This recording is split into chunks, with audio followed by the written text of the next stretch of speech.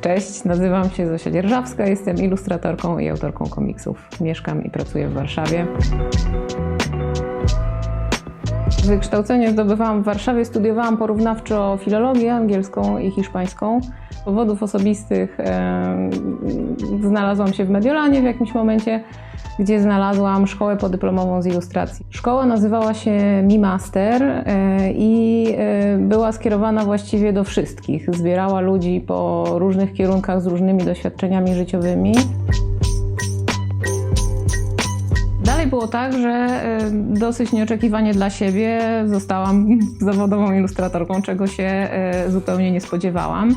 Natomiast dzięki przygotowaniu szkolnemu oraz dzięki temu, że szkoła zapewniała bardzo dużo kontaktów zawodowych, dosyć szybko zaczęłam dostawać zlecenia już na rynku wydawniczym włoskim. Najważniejszą sprawą właściwie po zakończeniu szkoły było to, że z 10 innymi osobami z grupy, w której pracowaliśmy, wynajęliśmy wspólną przestrzeń na południu Mediolanu. Nazwaliśmy ją Studio Armadillo. Jednym z pierwszych przełomowych momentów była propozycja, która przyszła dosyć szybko po zakończeniu tej szkoły podyplomowej od włoskiego wydawcy Topi Pittori na zrobienie autorskiej książki. To było rzucenie od razu na głęboką wodę, bo dostałam właściwie pełną swobodę artystyczną i czas i zaliczkę na przygotowanie, napisanie i narysowanie własnej książki, posiadając niewielkie doświadczenie. Opowieści na dobranoc dla młodych buntowniczek. Nic nie zapowiadało, że stanie się takim hitem, jakim się stała, ale zwykłe zaproszenie do narysowania portretu jednej ze słynnych kobiet z ostatniego stulecia skończyło się tym, że moja ilustracja wylądowała po prostu w książce, która najpierw była hitem Kickstartera, później sprzedała się tam w kilku milionach egzemplarzy najpierw w Stanach, później na całym świecie i dzięki obecności w tej antologii cały czas dostaję zlecenia z najdziwniejszych i najodleglejszych miejsc.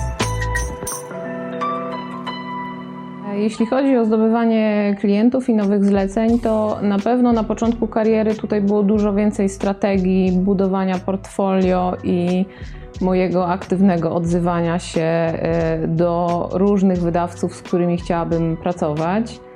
W tym celu też, szczególnie na początku, robiłam bardzo dużo researchu. Jeśli ktoś chce pracować wydając książki dla dzieci, to targi w Bolonii są doskonałą okazją. Targi w Bolonii to jest właśnie taki świat w pigułce, gdzie można po pierwsze znaleźć swój rewir, że tak powiem, a po drugie spotkać się twarzą w twarz bezpośrednio z osobami, które takie książki wydają. Więc na pewno na początku bardzo dużo spotykałam się z wydawcami właśnie na targach w Bolonii, żeby zobaczyć, z kim będzie mi się dobrze rozmawiało i ostatecznie gdzie moje prace czy mój styl ilustracji najlepiej pasuje. Dla mnie szczególnie na początku drogi konkursy były właśnie bardzo ważnym sposobem na zaistnienie, powiedzmy, na tej scenie ilustratorskiej. I fakt, że dwukrotnie tą nagrodę na wystawie ilustratorów zdobyłam w Bolonii, bardzo mi pomógł. Prace znalazły się w tej oficjalnej selekcji i to rzeczywiście dodało mojej karierze przyspieszenia. I tak samo właśnie wyróżnienie w Society of Illustrators w Nowym Jorku. Też dobrych już 5 czy 6 lat temu sporo mi dało. Styl to jest coś, co się tworzy moim zdaniem samo z siebie poprzez lata pracy i praktyki. Ilustracje tworzone w stylu, który akurat jest modny albo popularny, tylko dlatego, że akurat jest modny i popularny, nigdy nie wyglądają tak dobrze.